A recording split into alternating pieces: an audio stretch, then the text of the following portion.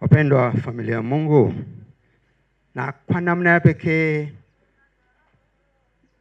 watawa wateule wanadhiri za daima, mmeomba mjapewa Ndio maana nikasema mnaweza bado mkakimbia. Sitegemei mkimbia, lakini pamoja na ndugu zangu wote, kwanza kwetu ni fahari kubwa sana kuwapata hawa vijana watano, na nikasema Mwenyezi ana sababu yake kuwafanya mwe watano. Vidole vyenu, mkono wenu una vidole vingapi vijana? Vitano. Kwa nini vitano? Mungu asingaliweza kuongeza hapo cha sita? Angeweza Bwana, lakini aliona kwa ajili ya kufanya kazi vizuri chap tano. Sasa na ninyi mmechaguliwa tano ili mfanye kazi nzuri kwa shirika popote mtakapokuwa, lakini zaidi sana mshikani nyinyi. Hivyo wote kuanzia leo na mpaka mwisho wa maisha yenu, shikaneni kabisa kama vidole. Kwa ndugu zangu wengine, nipende kuwapa japo historia fupi sana ya wanashirika hawa ambao wakianza kueleza historia wako wapi Afrika mtashangaa na mtaona kwamba tumependelewa sana kuwa nao. Na mlisikia mwanzoni walisema waliwahi kuja wakabip, wakaona wakaishia. Na leo wakasema tunakuja rasmi, sio kubipu tena. Sasa hawa mwanzilishi wao anatoka Italy, mji unaitwa Verona. Mji wenyewe huko kaskazini kule mwa Italia, na wanapakana na Ufaransa pale, na kwa kupakana kwao kwa Ufaransa kulioletea matatizo hao watu wa Verona wa mji. Mwaka 1800, wale wanaopenda historia kidogo, alitokea mtawala mmoja kule Ufaransa, alikuwa na kichwa kimepinda kidogo. Alikuwa anaitwa Napoleon Bonaparte. Yeye alikuwa mtu wa maguvu sana, mtu wa kupenda kupigana sana. Kwa hiyo alianzisha vita hapo, naitwa vita za vya Napoleon, kuanzia 1800 mpaka 1815 alipigana sana huyo. Na moja nchi alizopigana nao ilikuwa Austria, ambayo iko nayo Simbali. Sasa vita haina macho, ikamwajikia kwenye huu mji wa Verona. Kwa hiyo watu wa Verona nao wakaonja mapigo ya vita pale, wengine wakafa, wengine wakateseka sana. Vita haina macho, mnajua. Kwa hiyo kwa kipindi chote hicho watu waliteseka, na kwa namna pekee zaidi vijana. Sasa baba huyu wakati huo alikuwa na miaka 23 wakati vita inaanza. Alizaliwa 1777 pale. Vita ilipoisha mwaka 1815, baba huyu aliona yale mateso, na sio kuonja. Aliona jinsi hawa watu wa vita walivyopiga vita kanisa, mashirika mengine yakafutwa kabisa. Ilikuwa maisha magumu sana kwa kanisa kipindi hicho, kwa watu na kwa kanisa pia. Sasa huyu baba ambaye alikuwa anaitwa Gaspari Bertone, vita ilipomalizika 1816, akaona afanye kitu, hata kabla ya vita haijaisha, afanye kitu kwa ajili ya matatizo yanayoendelea. Na kwa namna pekee akapendelea vijana, kwa sababu ndio walioteseka zaidi.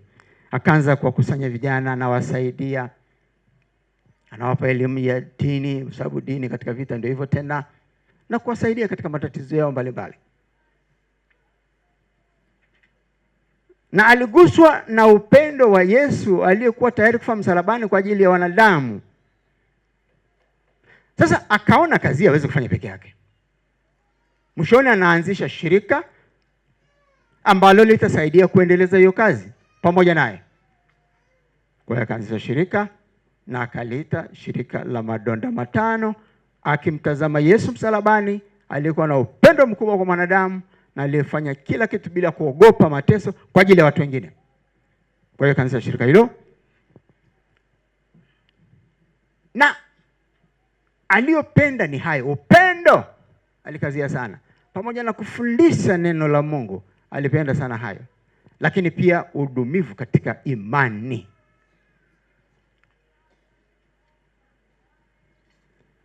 Na askofu wa mahali pale alipoona juhudi zake akamwambia, bwana we, unajua vita imeleta vurugu sana, hata mapadri wangu hapa wengine wamekengeuka, wasaidie na hao kiroho warudi katika mstari. Kwa hiyo kiroho ilikuwa alikazia sana sana sana, pia kimwili kusaidia.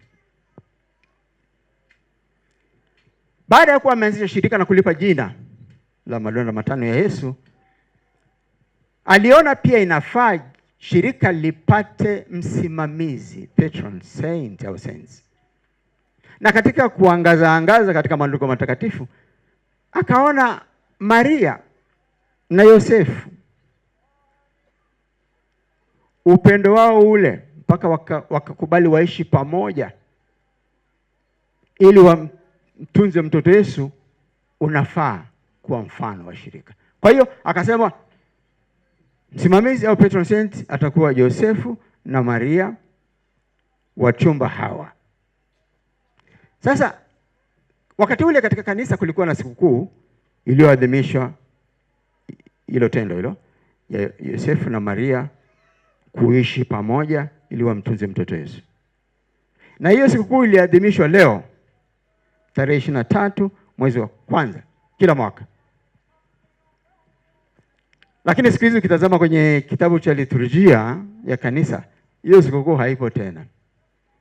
Sio jambo la ajabu. Katika kanisa huwa tunakuwa na sikukuu ambazo zinakuwepo na baada ya kipindi fulani zinaondolewa, zinawekwa na nyingine tena. Sio kwamba zimefutwa, huwezi kufuta kitu ambacho kipo. Ni kwamba ni utaratibu tu.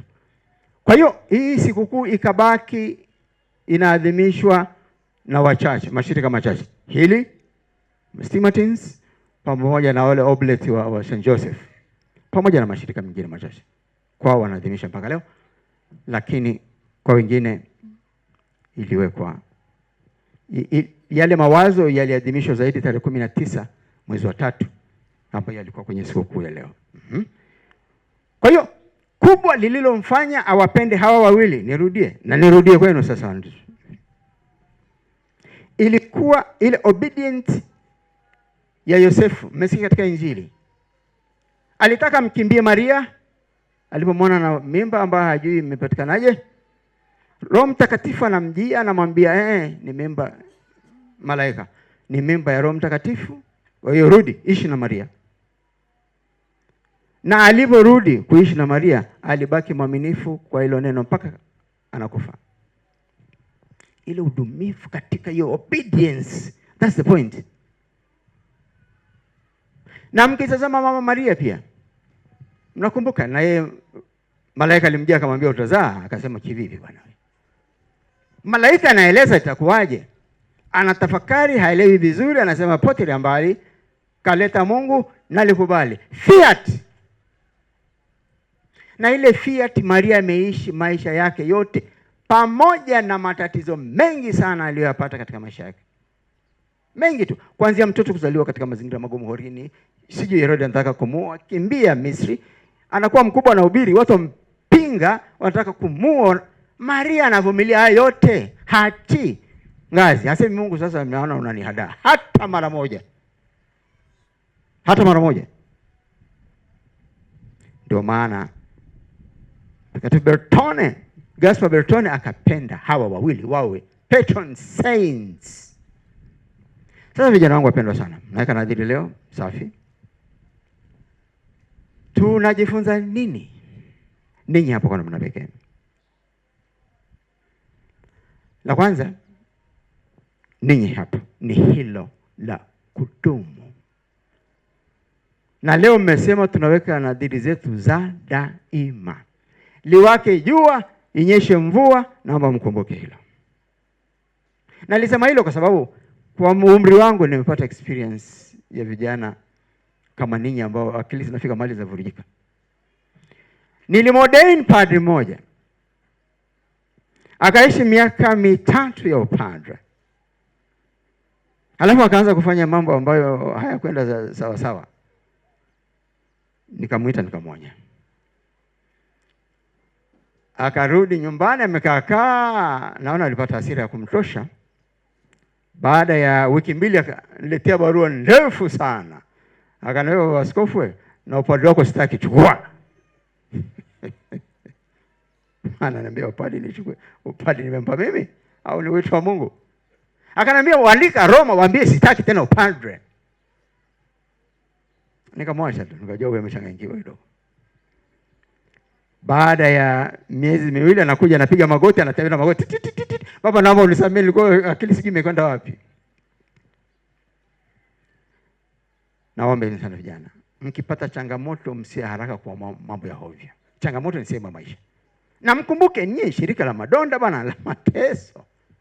Mateso ni sehemu ya maisha yenu. Kwa hiyo naomba sana mwe watu wa kutafakari bila kuamua, kabla ya kuamua, na daima mkumbuke Yosefu na nani? Na Mama Maria. Naomba sana. Nilikuwa namsikiliza kwa karibu sana mkuu hapa provincial wakati anasoma zile barua ambazo zimekubaliwa na mkuu kule Roma pamoja na council. Amesema mkumbuke sana spiritual life. Ndio sentence kubwa ambayo wameweka pale. Sema tumekubaliana maombi yenu bla bla bla bla, lakini mkumbuke spiritual life is everything to you. Kwa la pili ambalo naomba mkazie sana katika maisha ni maisha yenu ya kiroho. Please. Swala la sala na sakramenti naomba liwe mbele namba 1 katika maisha yenu. Mnajua kuna labda mmesha experience kuna ukavu wa roho ambao wakati mwingine huwa unatokea katika maisha yetu. Watawa ambao wana umri mkubwa wanajua hilo. Sio kila siku mambo yatakuwa matamu, mambo ya kiroho. Unafika mahali pengine kweli unasikia mkavu. Unasali, huna haja hamu ya kusali. Unaanza kusema huyu Mungu leo ameenda wapi? Usikengeuke. Usikengeuke. Endelea hivyo na ukavu huo. Utaisha na utatoka katika hali hiyo. Lingine ambalo nategemea kutoka kwenu vijana ni kutazama yale makundi ambayo Mtakatifu Gaspari Bertone aliyatazama kwa karibu na kuyasaidia. Na nguvu mnayo, simesikia katika ile somo la pili. Roho mnapewa, roho wa kutosha kabisa ambayo tutasindikiza katika maisha yenu. Na mmesikia somo la kwanza, mnaambiwa ninyi mwe mng'ao wa mataifa. Yaani namna yenu ya kutenda na nini iwe ni mng'ao wa Mwenyezi Mungu duniani. Sasa huo mng'ao uonekane sio ndani yenu tu, bali kwa wale ambao mnatakiwa kuwasaidia. Namba 1 vijana. Na nyinyi si wajae vijana bwana. Kwa hiyo wale ni sazi yenu, hawatawashinda. Sawa Gen Z watawashinda. Moja ya changamoto tulionao kwa vijana ni kupenda maisha rahisi. Easy life. Kijana anataka apate hela nyingi sasa hivi, anunue gari sasa hivi, ajenge nyumba sasa hivi. Lakini masuala ya roho hawakazaniki hivyo. Wajikuwa nasema nitafanya chochote mpaka maisha ya roho yawe vizuri. Nakwambia tungekuwa na taifa zuri kweli. Na dunia iliyo amani. Lakini ni kinyume chake. Tatizo hilo, vijana wako tayari kufanya lolote, kufanya hata uhalifu, kufanya hata dhambi ili wapate pesa ya haraka, wakafanya mambo wanataka kwa haraka. Mkawaambie hakuna shortcut katika hilo. Hata wakitazama baba zao na waliotangulia kwao, hakuna aliyepata pesa ya laini hivi, unless alikuwa mwizi. Lazima mtu afanye kazi na awe na nidhamu ya maisha na ya fedha, ndio utajiri utakuja polepole. Ndio Matesha alikuwa. Naomba mkawaambie.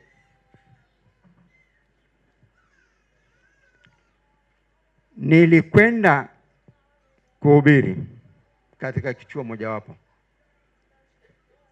nikamwambia kijana mmoja, mwanafunzi, eti wewe, kwa nini unasoma? Akaniambia nataka nipate hela. Nikamwambia okay, nikikupa sasa hivi 100 milioni utafanya nini? Akaniambia nakwenda kuchoma vitabu vyote, naishia kwenda kutafutia maisha. Kwa hiyo tatizo la pili la vijana ni kuona elimu ina maana zaidi ya kuwasaidia wapate pesa. Nilikuwa nasoma historia ya shirika lenu, niliona Mtakatifu Gaspari Bertone alipokuwa anaanzisha shirika lake pale mwanzoni, alikuwa anahangaika kupata constitution, katiba. Kwa hiyo alichofanya, alichukua katiba ya Ignasi wa Loyola akaanza nayo. Ignasi wa Loyola, moja ya mambo aliyopenda ni elimu, na hata Gaspari alipenda vijana waendeleze. Kwa hiyo wasaidieni vijana waelewe umuhimu wa elimu katika maisha yao. Hata kama ungekuwa na pesa ngapi, elimu ina nafasi yake.